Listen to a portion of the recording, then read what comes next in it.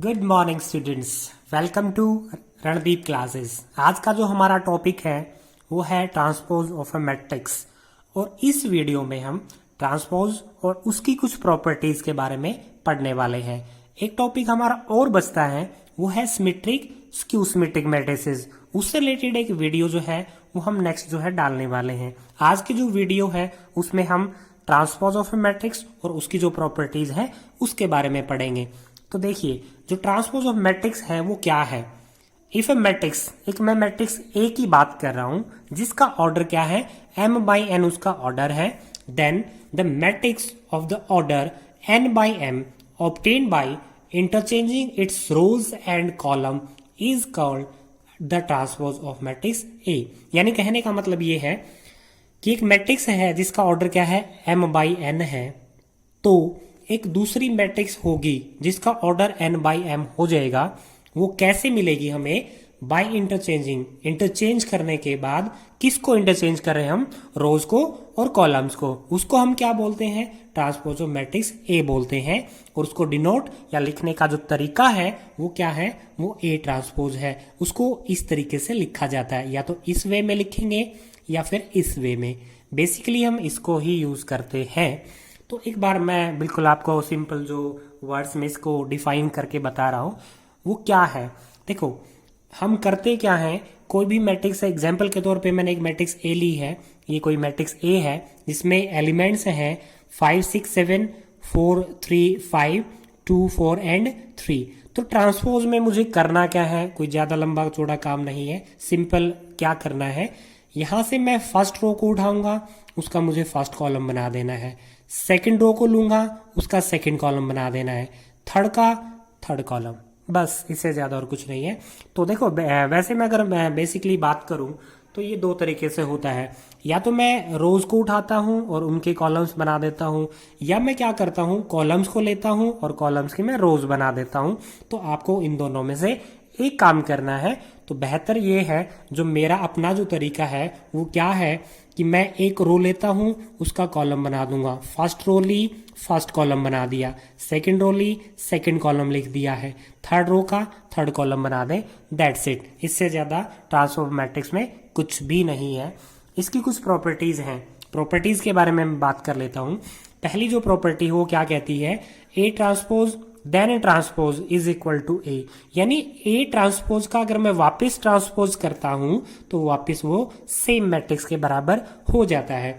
Second जो property है वो क्या कहती है, K into A then transpose is equal to K into A transpose. यानी कहने का मतलब ये है कि के मेरी कोई स्केलर क्वांटिटी यहाँ पे है, उसकी मल्टीप्लाई मैंने मैट्रिक्स के साथ की, उसके बाद मैंने ट्रांसपोज किया। या फिर मैं क्या करूं, पहले ट्रांसपोज ए का करूं और उसकी मल्टीप्लाई किसी स्केलर से करूं, तो रिजल्ट जो है वो दोनों इक्वल होते हैं। थर्ड जो प्रॉपर्टी है वो क्या कहती है, A plus B transpose is equal to A transpose plus B transpose. कहने का मतलब क्या है कि मैं पहले क्या करूं, पहले मैं दो मैट्रिक्स को ऐड कर दूं, उसके बाद मैं ट्रांसपोज लूं। वो किसके इक्वल होगा, मैं दोनों मैट्रिक्स का ट्रांसपोज लेके बाद में उनको ऐड करता हूं, तो दोनों का रिजल्ट जो है वो सेम रहता है।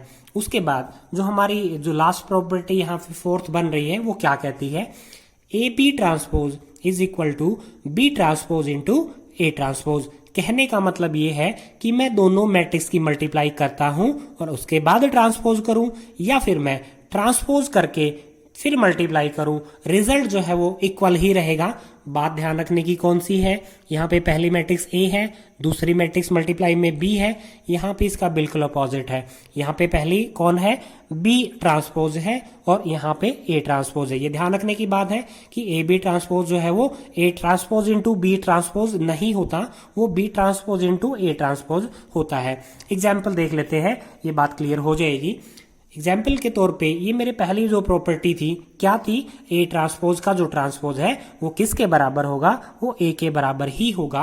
उसके लिए मैंने एक एग्जाम्पल लिया, मैंने कहा एक मैट्रिक्स ए है जिसके अंदर एलिमेंट्स हैं 2 3, 5 एंड 7। उसके बाद मैंने इसका ट्रांसपोज किया। तो ट्रांसपोज कैसे करते हैं, मैंने फर्स्ट रो ली है, उसका मैंने फर्स्ट कॉलम बना दिया है, सेकंड रो ले ली है, सेकंड कॉलम बना दिया है, तो इसका यह ट्रांसपोज हो गया है। उसके बाद मैंने क्या किया, इस ट्रांसपोज का मैंने वापस ट्रांसपोज किया। तो मैं क्या करूंगा, ए ट्रांसपोज के अंदर जो एलिमेंट्स थे उसको मैं क्या करूंगा, कन्वर्ट करूंगा, ट्रांसपोज कर दूंगा। वो कैसे होगा, फर्स्ट रो लूंगा, फर्स्ट कॉलम, सेकंड रो का सेकंड कॉलम। ऐसा करने के बाद यानी ए ट्रांसपोज का वापस ट्रांसपोज करने के बाद उसका जो रिजल्ट है वो वापस किसके बराबर आ रहा है, सेम मैट्रिक्स ए के बराबर आ रहा है। तो हमारी प्रॉपर्टी नंबर फर्स्ट यही कहती है कि ए ट्रांसपोज का जो ट्रांसपोज है वो वापस किसके बराबर होगा, ए का। यानी अगर मैं किसी मैट्रिक्स का ट्रांसपोज कर रहा हूं और मैं वापस उसका सेम एक बार फिर से ट्रांसपोज करूंगा तो रिजल्ट वही मैट्रिक्स बन जाएगी। सेकंड जो हमारी जो प्रॉपर्टी थी वो क्या थी कि K into A transpose is equal to K into A transpose. यानी पहले मैंने क्या करना है, K और A की मल्टीप्लाई करनी है, फिर ट्रांसपोज मैंने करना है। वो रिजल्ट किसके इक्वल होगा, पहले ट्रांसपोज करें और फिर K की मल्टीप्लाई करें, दोनों बराबर होंगे। जैसे मैंने एग्जाम्पल यहाँ पे लिया, एग्जाम्पल के तौर पे मैं कहता हूं कि एक मैट्रिक्स A है जिसके अंदर एलिमेंट है 2, 3, 5 एंड 7। K मैंने कोई स्केलर क्वांटिटी यहाँ पे मान ली है, K इज इक्वल टू 2। तो लेफ्ट हैंड साइड में क्या है, पहले मैं क्या करूंगा, उस स्केलर क्वांटिटी की मल्टीप्लाई मैट्रिक्स ए से करूंगा। तो मैंने यहाँ पे क्या किया हुआ है, स्केलर की मैट्रिक्स के साथ मल्टीप्लाई की हुई है। स्केलर की मल्टीप्लाई मैट्रिक्स से कैसे करते हैं कि मैं क्या करूंगा, उस स्केलर क्वांटिटी की मैट्रिक्स के सभी एलिमेंट्स के साथ मल्टीप्लाई कर दूंगा। तो मेरा रिजल्ट कितना बनता है, 4, 6, 10 एंड 14। उसके बाद मुझे क्या करना है, इसका ट्रांसपोज करना है।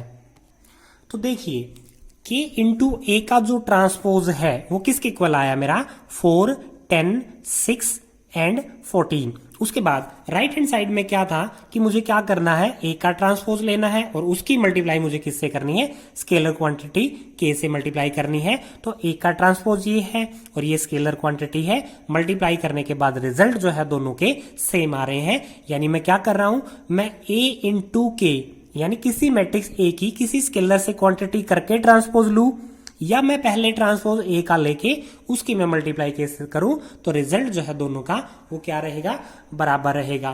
थर्ड जो प्रॉपर्टी है वो क्या कहती है, A plus B transpose is equal to A transpose plus B transpose. A plus B transpose का मतलब क्या है कि मैं दो मैट्रिक्स ए और बी ले रहा हूं, दोनों को ऐड कर रहा हूं और उसके बाद मैं ट्रांसपोज लूं, या मैं पहले ट्रांसपोज करूं और फिर दोनों को ऐड करूं, तो दोनों का रिजल्ट जो है बराबर होगा। एक एग्जाम्पल देख लेते हैं। एग्जाम्पल के तौर पे मैंने दो मैट्रिक्स ली है। एक मैट्रिक्स ए है, एलिमेंट्स हैं 3, -1, 0, 4, 2 एंड 1। उसके बाद बी मैट्रिक्स है जिसके अंदर एलिमेंट्स क्या है, -1, 2, 1, 1, 2 एंड 3। तो a प्लस बी का मतलब क्या है, मैं दोनों मैट्रिक्स को क्या करूंगा, ऐड करूंगा। ऐड कैसे करते हैं, दोनों मैट्रिक्स के कॉरस्पॉन्डिंग एलिमेंट्स को हमने क्या करना होता है, ऐड करना होता है। तो 3 प्लस -1 वो 2 हो जाएगा, -1 प्लस 2 जो है वो 1 होगा, एंड सो ऑन। इसी तरह मैं क्या करूंगा, जितने भी मेरे कॉरस्पॉन्डिंग एलिमेंट्स हैं दोनों मैट्रिक्स के, उन सभी को क्या करता रहूंगा, ऐड करता रहूंगा। तो a प्लस बी जो है वो मेरा रिजल्ट कितना आया है, 2, 1, 1, 5, 4 एंड 4। उसके बाद मैंने क्या करना है, इसका ट्रांसपोज लेना है। तो a प्लस बी जो मैट्रिक्स है वो ये है, इसका मैंने ट्रांसपोज किया। देखो ट्रांसपोज में हमने क्या करना था कि मैं क्या करूंगा, फर्स्ट रो को मैं फर्स्ट कॉलम में कन्वर्ट कर दूंगा, सेकंड रो को मैं सेकंड कॉलम में कन्वर्ट कर दूंगा। तो फर्स्ट रो क्या थी मेरी, 2, 1, 1, तो मैंने इसको फर्स्ट कॉलम बना दिया है। सेकंड रो मेरी क्या थी, 5, 4, 4, उसका मैंने सेकंड कॉलम बना दिया है। उसके बाद क्या था कि A transpose plus B transpose. A transpose का मतलब ए का ट्रांसपोज मैंने किया है, बी ट्रांसपोज का मतलब मैंने बी का ट्रांसपोज करके फिर दोनों को ऐड कर दिया है।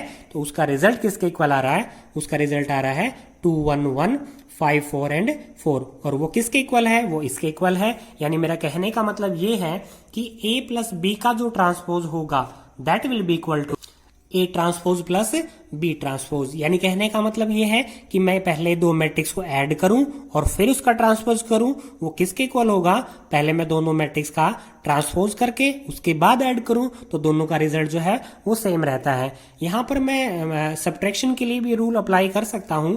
यहां पे मैं बोल सकता हूं ए माइनस बी का जो ट्रांसपोज है वो किसके इक्वल होगा, A transpose minus B transpose. चलिए लास्ट जो इसमें नंबर 4 जो प्रॉपर्टी है वो क्या कहती है, इसमें लिखा हुआ है कि ए बी का जो ट्रांसपोज होगा that will be equal to B transpose into A transpose. Example देख लेते हैं। मैंने एक मैट्रिक्स ए ली है जिसके अंदर एलिमेंट्स हैं 3 -1 2 4 0 एंड 5। बी कोई मेरी मैट्रिक्स है जिसके अंदर एलिमेंट्स क्या है -1 2 3 -4 -5 एंड 0। तो मुझे क्या करना है, पहले ए और बी की मल्टीप्लाई करनी है। तो ए और बी की मल्टीप्लाई मैंने की है, उसका जो मल्टीप्लाई करने का जो मेथड है वो मेरी लास्ट की वीडियो जो है मल्टीप्लिकेशन ऑफ मैट्रिक्स में आपको पता लग जाएगी, उसको चेक कर लेना, वहां से पता लग जाएगा कि हम मैट्रिक्स की जो मल्टीप्लाई है वो कैसे करते हैं। तो यहाँ पे मैंने क्या कर दिया है, दोनों मैट्रिक्स की क्या कर दी है, मल्टीप्लाई कर दी है। तो दोनों मैट्रिक्स की मल्टीप्लाई का जो रिजल्ट है वो क्या आ रहा है, -16 10 -29 एंड 8। उसके बाद मुझे क्या करना है, इसका ट्रांसपोज लेना है। ट्रांसपोज में मुझे क्या करना है, ट्रांसपोज में मैं क्या करूंगा, मैं फर्स्ट रो को लूंगा, उसका फर्स्ट कॉलम बना दूंगा, सेकंड रो को मैं सेकंड कॉलम। फर्स्ट रो क्या थी, -16 10, तो मैंने फर्स्ट कॉलम बना दिया -16 10 -29 एंड 8, ये मेरी सेकंड रो थी, उसको मैंने क्या कर दिया है, सेकंड कॉलम बना दिया है। तो ए बी ट्रांसपोज की वैल्यू मेरी कौन सी है, ये वाली वैल्यू है। उसके बाद मैंने क्या किया है, ए का ट्रांसपोज किया और बी का ट्रांसपोज कर दिया है। तो ए ट्रांसपोज किसके इक्वल हो जाएगा, 3 -1 2 4 0 एंड 5। बी का ट्रांसपोज कितना होगा, -1 3 -5 2 -4 एंड 0। उसके बाद मुझे क्या करना है, दोनों मैट्रिक्स की मल्टीप्लाई करनी है, किसकी, B transpose into A transpose. तो मैंने यहाँ बी ट्रांसपोज लिया, ये मैंने ए ट्रांसपोज लिया और दोनों की क्या कर दी है, मल्टीप्लाई कर दी है। और उसका रिजल्ट कितना आ रहा है, -16 10 -29 एंड 8। वो किसके इक्वल है, यानी ये वापस किसके बराबर आया, इसके इक्वल आया। इसका मतलब, मेरा कहने का मतलब यहाँ पे ये रहा कि ए बी का जो ट्रांसपोज होता है वो किसके इक्वल होता है, B transpose into A transpose के बराबर होता है। यहाँ पे हमारा जो टॉपिक है उसमें जो पेंडिंग है वो क्या है, वो सिमेट्रिक और स्क्यू सिमेट्रिक मैट्रिसेस और उनसे रिलेटेड जो हमारी प्रॉपर्टी है वो हमारी नेक्स्ट वीडियो में आ जाएंगी। तो आप उसके लिए वेट कीजिएगा। धन्यवाद, thank you, have a nice day.